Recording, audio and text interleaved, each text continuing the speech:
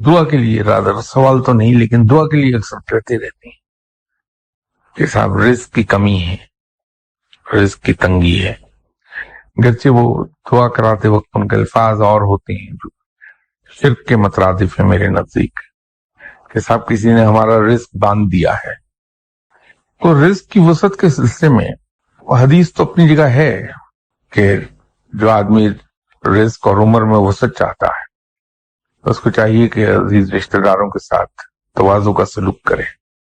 लेकिन जो तजुर्बा मैंने किया है वो इस हदीस के अलावा अर्ज कर रहा हूं। ये हदीस तो है, इस पे अमल होना चाहिए कि अगर इंसान ये चाहता है कि उसके रिस्क में वसत पैदा हो जाए तो आप अपने ऊपर ये लाजिम कर लीजिए कि अल्लाह के बंदों को खाना खिलाते रहिए।